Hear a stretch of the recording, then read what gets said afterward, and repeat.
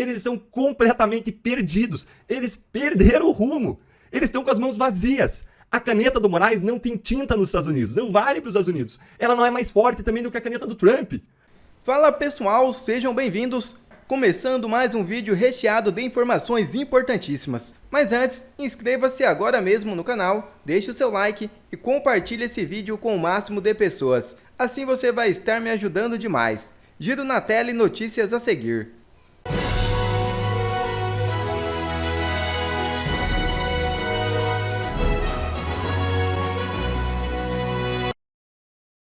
E-mails no STF levantam suspeitas sobre a edição de provas do 8 de janeiro, de site. Uma troca de e-mails entre assessores do gabinete do ministro Alexandre de Moraes gerou questionamentos sobre a possível edição de vídeos e imagens relacionados ao inquérito 4.922, que investiga os envolvidos nos atos de 8 de janeiro, segundo informações divulgadas pela revista Oeste. Segundo documentos, em julho de 2023, quando a denúncia já havia sido oferecida aos investigados, o gabinete do ministro ainda buscava novas provas. Além disso, imagens que estavam disponíveis desde o início do processo não teriam sido entregues aos réus. Em um e-mail enviado em 7 de julho de 2023, o juiz auxiliar Leonardo Fernandes encaminhou um link para que seus colegas disponibilizassem os vídeos e imagens do inquérito e acrescentou, abre aspas, quando concluído, peço que informem para fecharmos a possibilidade de edição e disponibilizarmos nos processos. Fecha aspas. A defesa de um dos investigados argumenta que essa comunicação comprova que as provas foram manipuladas entre o STF, o Tribunal Superior Eleitoral e a Polícia Federal, que compartilham a investigação. Abre aspas. Afirmo categoricamente que todos os processos do 8 de janeiro são nulos, declarou um advogado sobre condição de anonimato. A parcialidade do julgador torna nulo os atos processuais, pois o ministro atuou como investigador, acusador e juiz ao mesmo tempo, caracterizando o tribunal de exceção. Fecha aspas. O advogado constitucionalista André Marcília também criticou a possibilidade de edição do material. Abre aspas. Uma prova editada é uma prova criada. Além disso, pode caracterizar a adulteração de documento, o que é crime, se for público mais grave ainda. Mas cria um desequilíbrio entre as partes, pois o acusado tem que se defender de um fato que não é real, íntegro, e fere a imparcialidade da investigação, contaminando de nulidade o processo todo. Fecha aspas. Até o momento, o STF não se manifestou oficialmente sobre o caso. Esse sim é um verdadeiro escândalo. Mais cedo ou mais tarde a verdade sempre aparece. E a batata dessas pessoas que praticaram o mal no Brasil já está assando. PGR Paulo Gonet e delegado da PF Fábio Schor entram na mira do Congresso dos Estados Unidos. É isso mesmo. Além do ministro Alexandre de Moraes, duas autoridades brasileiras passaram a ser alvo de congressistas dos Estados Unidos. O Procurador-Geral da República Paulo Gonet e o delegado da Polícia Federal Fábio Álvares Schor. Parlamentares norte-americanos, alinhados ao ex-presidente Donald Trump, defendem a aplicação de sanções contra Gonet e Schor, devido ao papel de ambos em inquéritos que resultaram no bloqueio no perfil de políticos e militantes de direita nas redes sociais. Eles alegam que ao respaldarem as decisões de Moraes, os dois estariam promovendo censura. A possível sanção contra Gonet e Schor envolve a recusa de visto para entrada nos Estados Unidos. Já no caso de Moraes, a Casa Branca avalia uma penalidade mais severa, com a aplicação da Lei Magnitsky, legislação que permite ao presidente dos Estados Unidos punir estrangeiros acusados de violação de direitos humanos. Se sancionado sob essa lei, Moraes ficaria proibido de entrar nos Estados Unidos e de realizar transações financeiras com cidadãos e empresas norte-americanas. A decisão cabe exclusivamente ao presidente dos Estados Unidos, que precisa apresentar evidências confiáveis para justificar a medida. Junqueira aqui no nosso estúdio, que o Caio apurou que o trumpismo e o bolsonarismo aparecem unidos em 3 frentes contra o ministro Alexandre de Moraes lá nos Estados Unidos. E ele detalha pra gente agora que frentes são essas. São legislações americanas, né, Caio? Boa noite. Isso, boa noite, Márcio, boa noite a todos. Exatamente, a gente preparou uma tela aqui só para guiar essa explicação aqui que a gente apurou junto com bolsonaristas. Bom, essa lei Magnitsky, o que é essa lei? É uma lei que foi elaborada em 2012, o presidente era o Barack Obama, e ela tem por escopo punir quem comete abusos, vamos dizer, de direitos humanos em qualquer lugar do mundo. Ela teve uma regulamentação a partir de 2016, o nome Magnitsky, que é Sergei Magnitsky, que era um advogado russo que morreu numa prisão na Rússia, né? Entendi. Então ali levantou-se todo um debate e virou Lei Magnitsky. Mas só para deixar claro, é interessante essa lei, que eu li a sua reportagem publicada no site da CNN Brasil. Fundamental a gente entender isso. Ela pune essas pessoas nos Estados Unidos, se tiverem bens, se tiverem contas bancárias, não é isso? Exatamente, é bem interessante. E tem os relatórios da lei nos sites ali do governo americano. Uma das questões que parece ser muito similar com o caso brasileiro, segundo apontam os bolsonaristas, um dos punidos, por exemplo, foi o presidente, vamos dizer assim, do TSE da Nicarágua, Roberto Reyes, que também tinha ali as mesmas críticas que são feitas também ao Alexandre de Moraes pelos bolsonaristas, que consideram acima da lei, que consideram controlador geral da República, sem limites ali legais, atravessando sinais. E aí esse sujeito foi punido, não só ele, como também assessores, familiares, tem uma questão financeira envolvida, congelamento de ativos, impossibilidade de entrar nos Estados Unidos, e ela alcança também familiares e assessores. Então a lei Magnitsky, ela já está em vigor e ela demanda uma provocação por parte de parlamentares norte-americanos, que já estão se manifestando nas redes sociais, o Partido Republicano, obviamente, sobre ela, né? Nessa semana, um dos parlamentares questionou, isso aqui não é material para a lei Magnitsky. Então, isso já está em curso, sendo provocado por essa junção de bolsonaristas e trumpistas lá no Congresso americano. Essa segunda é a do caso dessa semana, né? Numa tradução livre, aqui no inglês, é ok meu inglês até, viu, Márcio Gomes? Numa tradução livre, seria sem censores nas nossas costas, né? O que aconteceu? Nessa semana, isso aqui se refere à liberdade de expressão. Foi aprovada no que seria a CCJ lá da Câmara dos Estados Unidos, né? Do Congresso norte-americano, para punir casos que ocorram fora do país, mas que afetem a liberdade de expressão de indivíduos ou de empresas americanas. Esse é o caso dessa semana, né? Ainda não é uma lei que está em vigor, a perspectiva é que dure 4 semanas para ela ser aprovada. Ela foi aprovada, eu estou chamando de CCJ aqui, mas ela foi para o plenário da Câmara e aí, daqui a 4 semanas, talvez, ela já vire uma lei passível de punição. Mas rapidamente, se aplica a Alexandre de Moraes esse segundo ponto quando ele foi atrás do Rumble lá nos Estados Unidos? O caso do Rumble seria o terceiro. Aqui nesse caso, o que eles estão colocando como exemplo são bloqueio de perfis, né? Aquelas ordens de perfis do X, do Facebook, eles estão colocando neste caso aqui. Então a lei Magnitsky seria direitos humanos, aqui liberdade de expressão, e aqui a FCPA, né, que seria uma lei para práticas corruptas no exterior. Essa lei, ela já existe. Neste mês, o Trump suspendeu ela por 180 dias para fazer um ajuste, então ela está suspensa, mas o caso Rumble, aí, para te responder, está tendo como uma tese isso daqui. Empresas brasileiras já foram alvo aqui, da Lava Jato. Odebrecht, Petrobras já foram alvo disso daqui, que acaba tendo uma morte financeira dos acusados e dos envolvidos. O que os trumpistas e bolsonaristas estão fazendo? Pegando uma leitura, uma interpretação que a partir dela não vale só para a corrupção financeira, mas para a corrupção institucional, ou seja, manipulação de resultados eleitorais, manipulação institucional para perseguir adversários políticos. Então o caso do Rumble tem como um dos fundamentos a FCPA. E aí ela está suspensa por enquanto, mas também é uma terceira frente de apuração ali contra o Alexandre de Moraes. Rapidamente nesse ponto aqui ainda, Caio, até que ponto o movimento bolsonarista aqui no Brasil está inflando essa ação lá nos Estados Unidos, incentivando os trumpistas a fazerem todo esse movimento contra o ministro Alexandre de Moraes? Está funcionando como eu falei com a Jussara? Sim, completamente, Márcio. Vamos pegar aqui o Eduardo Bolsonaro, é o presidente, futuro presidente da Comissão de Relações Exteriores da Câmara. Ele já há algum tempo, não em função desse cargo, tem um bom relacionamento ali também com os trumpistas do governo Bolsonaro, né, da época do governo Bolsonaro, que foi o pai dele, né, por um tempo, o governo Trump. Então criaram ali uma relação muito próxima, tanto que o Eduardo Bolsonaro foi na posse, foi na festa da posse, na casa lá em Mar-a-Lago. Então, enfim, tem uma relação já. Você vai se surpreender com a estratégia nova do STF para reagir contra a ofensiva que os Estados Unidos estão fazendo contra a censura e os abusos do ministro Alexandre de Moraes. Nesse vídeo eu vou te contar 3 coisas. Primeiro, o que o STF fez até agora para reagir à ofensiva americana contra os abusos e a censura do Moraes. Em segundo lugar, eu vou te mostrar o desespero da esquerda revelado por suas reações.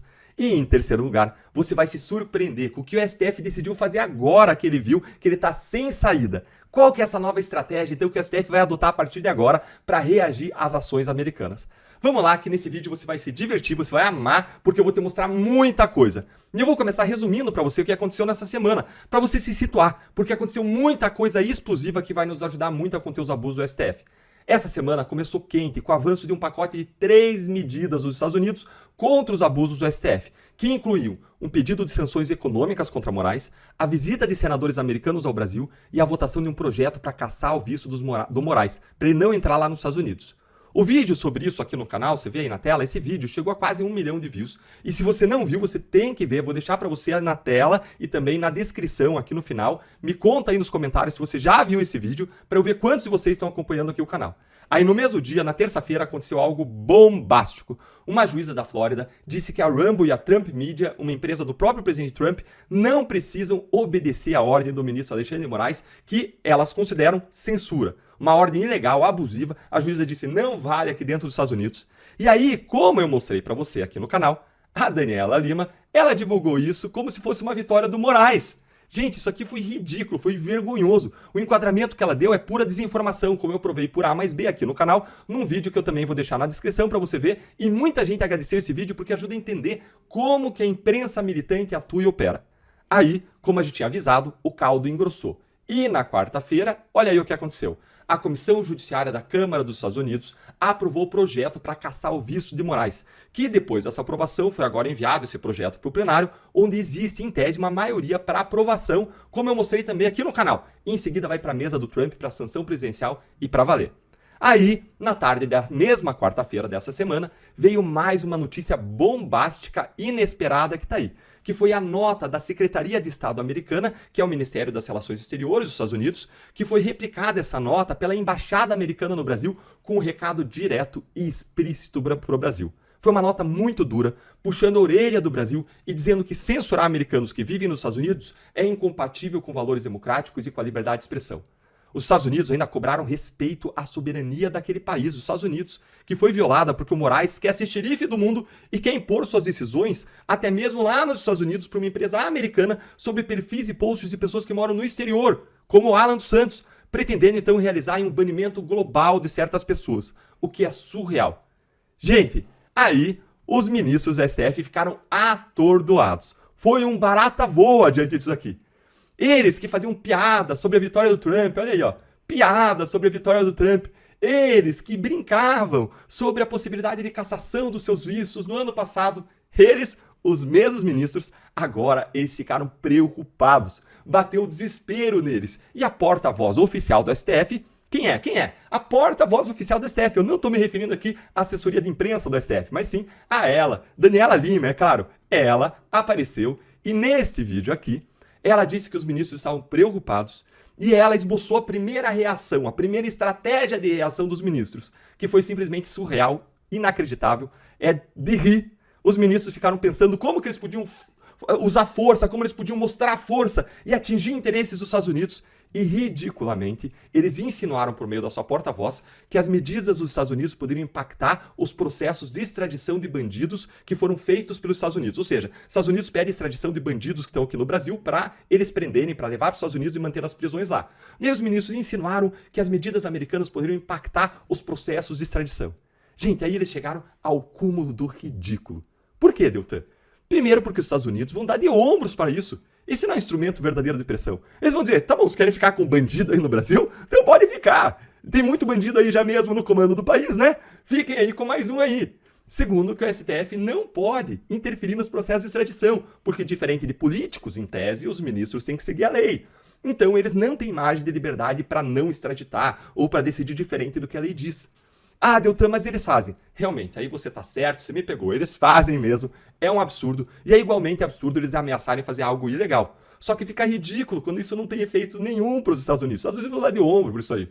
Aí nesse barata voa, gente, atordoados, eles passaram a pedir que o Itamaraty, que é o Ministério das Relações Interiores brasileiro, que cuida da relação do Brasil com outros países, respondesse à embaixada americana de modo duro. Veja aí na tela, então, a Daniela Lima dizendo que os ministros cobraram uma reação diplomática a respeito. Tá aqui, ó. Integrantes da corte passaram a cobrar uma ação diplomática formal a respeito. Essa foi a segunda estratégia do STF. Depois de insinuar sobre os processos de extradição, eles também cobraram uma resposta dura do Itamaraty. E aí, pressionado pelo STF, pelo governo, o chanceler brasileiro Mauro Vieira, ele tentou desesperadamente conversar com Marco Rubio, que é o secretário de Estado americano, que é o departamento que cuida das relações internacionais lá nos Estados Unidos. E o que aconteceu? Ele foi solenemente ignorado. Segundo o jornalista da CNN, secretário de Estado Marco Rubio não atende às ligações do chanceler brasileiro, o Mauro Vieira. O Marco Rubio, gente, ele já tinha inclusive pedido sanções contra o ministro Alexandre de Moraes no passado, quando o Marco Rubio era parlamentar. Agora foi chamado por Trump para ser secretário de Estado, que é quem decide aplicar sanções para Moraes. Então, o Marco Rubio ele nem atendeu as indicações do governo Lula, para vocês terem ideia do que está acontecendo. Você está gostando dessa história aí? Se você está gostando, ela não acabou ainda, vai vir mais coisa legal. Mas se está gostando, deixa o seu like para você receber mais conteúdo desse tipo. Aciona aí o sininho das notificações aqui embaixo para você não perder novos conteúdos, porque eu cobri tudo isso em vídeos essa semana, para você não perder nada importante aqui do canal. E mais, quando você curte, você ajuda a voz da nossa indignação contra os abusos dos poderosos chegar ainda mais longe. E aí vem a segunda estratégia, então, aí do STF de reação, a reação diplomática. E essa estratégia deu ruim. Mas sem desistir, eles cobraram uma resposta escrita, uma nota do Itamaraty. E aí vem uma nota ridícula, risível, que eu destruí num vídeo também aqui no canal. E essa nota dizia que o Brasil rejeita a politização das decisões judiciais. O que só pode ser uma piada, porque o STF vive disso, de politizar decisões judiciais. Um ex-embaixador brasileiro, gente, especialista no assunto, o Rubens Barbosa, ele criticou duramente essa nota brasileira, dizendo que quem politizou o assunto, na verdade, não foi os Estados Unidos. Quem politizou o assunto foi o Brasil. E mais, ele disse ainda que o Itamaraty jamais faria uma nota desse tipo. Jamais, olha aí, o Itamaraty jamais faria uma nota desse tipo. Mas como assim que o Itamaraty fez? Como assim? Adivinhe, gente. Eu vou mostrar para você como assim que o Itamaraty fez uma nota dessas. Tá aí, ó. Olha aí na tela. Como que o Itamaraty fez uma nota dessas. Adivinhe. O Moraes interferiu diretamente nos termos da nota. Ele interferiu no conteúdo da nota. É mais uma vez um governo Lula em lua de mel com o STF. Não é fofo isso, gente? Mais uma vez o STF fazendo função política. Agora uma função política de relações exteriores. Olhem o grau de desespero do STF. E eu ainda vou te mostrar a nova estratégia do STF, mas agora, antes disso, eu vou te dizer que nesse meio tempo a esquerda surtou. O deputado sindicalista Paulinho da Força, também conhecido como Boa Vista nas planilhas da Odebrecht, ele propôs um projeto de lei. Um projeto de lei para impedir estrangeiros que atentem contra as instituições do Brasil, impedirem ele de entrar no Brasil. E ele fez isso mirando as autoridades americanas. Eu fico me perguntando quantas vezes será que o Marco Rubio, o secretário de Estado americano, ele veio ao Brasil? Provavelmente nenhuma. Já o Moraes não ia aos Estados Unidos? Aí isso sim, já aconteceu dele ir para os Estados Unidos várias vezes. Lembra daqueles episódios dos famosos eventos internacionais aos quais os ministros do STF viviam lá batendo cartão, comparecendo, pagos por não sei sabe quem, com várias pessoas investigadas, aí como aqueles eventos do Gilmar Palusa em Portugal? Então, eles vão direto para os Estados Unidos. Agora, os ministros americanos vindo ao Brasil, olha, bem mais difícil. E aí, em desespero, o PT quer agora até abrir mão da Comissão de Educação da Câmara dos Deputados, tudo para evitar que o Eduardo Bolsonaro assuma a Comissão de Relações Exteriores da Câmara. Por quê? Porque eles viram o impacto que ele está tendo na articulação com os Estados Unidos e que ele está colocando o STF nas cordas. Gente, para o PT abrir mão da Comissão de Educação, que ele quer usar para enfiar a goela abaixo das nossas crianças, aquela ideologia deles, é porque a coisa tá feia. Ou melhor, a coisa tá bonita pra gente, né? Tá dando certo. E depois de ver toda essa reação atordoada da esquerda, as primeiras reações atordoadas do STF, vamos voltar então para o STF. A gente já viu duas estratégias, a questão das extradições e a situação diplomática. E vem comigo agora para você conhecer a terceira estratégia do STF, divulgada ontem, e por favor vai curtindo o vídeo aí. Olha aí então na tela a coluna da Bela Megari. A estratégia do STF para lidar com a investida dos Estados Unidos contra Alexandre de Moraes. Qual será essa estratégia? Gente, será que vem aí uma bala de prata por aí? Será que os ministros têm uma carta na manga? Vamos dar uma olhadinha? Ministros do STF defendem que os magistrados não entrem em rota de colisão com o governo dos Estados Unidos ou com parlamentares trumpistas. Olha aqui, gente, você já começa a desconfiar, né? Como assim não entrar em colisão? Não foram eles que pressionaram por uma nota do Itamaraty? Segue aqui comigo, ó. A corte não deve fazer rumor diante de manifestações como aquela publicada na quarta-feira pelo governo Trump, com críticas às decisões da justiça brasileira e uma indireta a Moraes. A avaliação é que a resposta dada pelo Itamaraty ocorreu na esfera correta. Esfera correta? Com eles interferindo na nota, no conteúdo da nota? Eu sei. E nessa mesma nota, os ministros foram enfáticos em dizer que as pressões, nessa mesma nota da imprensa, que tá nessa mesma matéria aqui, os ministros falaram para jornalistas, foram enfáticos em dizer que as pressões externas não vão surtir efeito sobre o Supremo Tribunal Federal. Gente, eles estão dizendo isso, mas já está surtindo efeito. É só ver o barata voa que foi nessa semana. É só ver a preocupação deles. É só ver a busca desesperada por reações, por uma reação do Itamaraty, Mauro Vieira ligando e dando com cara na porta lá nos Estados Unidos. Você entendeu, então, qual que é a nova estratégia? Qual é a nova estratégia? Gente, a nova estratégia é que eles não têm estratégia. A conclusão surpreendente é que não existe uma estratégia. Eles são completamente perdidos. Eles perderam o rumo. Eles estão com as mãos vazias. A caneta do Moraes não tem tinta nos Estados Unidos. Não vale para os Estados Unidos. Ela não é mais forte também do que a caneta do Trump. Aí agora eles estão fingindo de... Não é comigo. Não é comigo. Estão fingindo de morto. Como se não fosse afetar eles em nada. Como se eles não estivessem... Como se eles estivessem plenos, acima de tudo isso. Acima da carne seca, acima do bem e do mal. Chega a ser cômico de ver. Depois da ideia maluca de interferir nessas tradições, depois de dar com a cara na porta do secretário de Estado Marco Rubio dos Estados Unidos, que nem atendeu o chanceler brasileiro, a estratégia nova agora é não fazer nada. Por quê? Porque não tem nada que eles possam fazer. Tem uma famosa citação atribuída a Ayn Rand, mas que se discute se seria dela ou não, mas a citação é muito boa, então vou dizer aqui para vocês qual que é. É a seguinte: você pode ignorar a realidade, mas você não pode ignorar as consequências da realidade. O STF pode decidir fazer de conta, fingir que os Estados Unidos não existem. Mas quando vierem as consequências, as punições por seus abusos, aí não vai ter como ignorar. E o STF sabe disso, por isso que eles vão medir as suas ações. Quer ver mais conteúdos como esse? Então inscreva-se agora mesmo no canal e ative o sininho das notificações. Assim você não perde mais nenhum conteúdo que é postado aqui no canal. E também já deixe o seu like para o YouTube ajudar a divulgar o nosso trabalho. Fico por aqui e que Deus abençoe a todos. Brasil acima de tudo e Deus acima de todos.